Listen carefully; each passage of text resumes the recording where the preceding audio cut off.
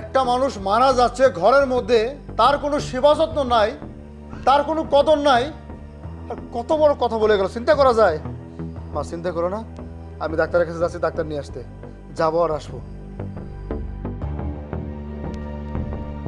কেন বাড়ির বউ সংসার কাজকর্ম নাই, সে কেন পাড়ায় যাবে? এদিকে আমাদের মান সম্মান থাকে, এত বারবার নিষেধ করতেছি তাও সে শোনে না। তুই কিছু বলতে পারিস না? মা বাড়ির বউ একটু পাড়া বেড়াবে, এটা স্বাভাবিক।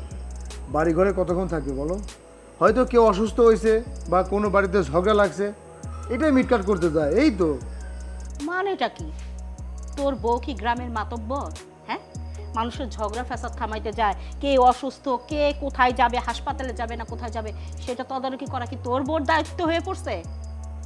আচ্ছা আমি বুঝতে পারছি, এখন আমি আমার বউকে শাসন করব, ধমক দিব, যাতে সে বাড়ির বাইরে না যায়, তাই তো?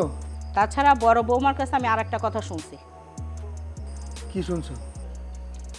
তোর বউ শুধু পাড়া বেড়ায় না, আঁচলের নিচে করে চাল ডাল আলু পেঁয়াজ মরিচ এগুলো নিয়ে পাড়ায় দিয়ে আসে। আচ্ছা ঠিক আছে, এই ব্যাপারে তোমাকে কিছু বলতে হবে না, যা বলার আমি বলবো। অনেক রাত হয়ে গেছে, যাও ঘুমাও গা।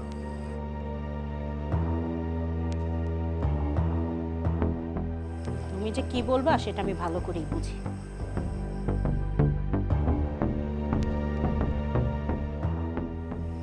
এই ওঠো।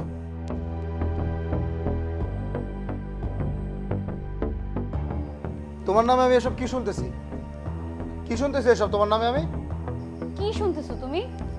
এই যে সকাল বিকাল প্রতিদিন পাড়ায় পাড়ায় তোমার ঘুরতে হয়, পাড়ায় পাড়ায় যেতে হয়। আর আরও একটা কথা আমি শুনছি, তুমি আসলের তলে করে কি নিয়ে যাও? পাড়ায় কি তোমার সম্পর্কের কেউ আছে? কারোর সাথে সম্পর্ক, তাকে নিজের হাতে তুলে খাওয়াও, এমন কোনো কিছু? কি সব বাজে কথা বলতেছো? আমি আবার কারে খাওয়াই দিব? কার সাথে দেখা করতে যাব? দেখো, মানুষের কথা শুই না সংসারে কোনো অশান্তি কইরো না। আমি এমন কিছু করি না যাতে তোমার মান সম্মান যায়, তোমার মান সম্মান ক্ষুণ্ণ হয়।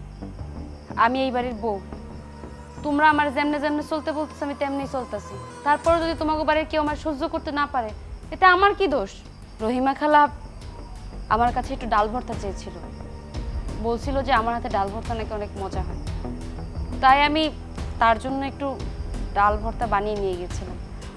এটা মা দেখেছে, ভাবি দেখেছে, এটা তোমাকে বলেছে, আর তুমি তো সেটা নিয়ে শুরু করে দিলে বাসায় এসে একদম। তাই না? ওই ডাউল ভর্তাই যেন থাকে, আর উল্টা পাল্টা কোনো কথা যদি আমি শুনি না, তোমার খবর আছে।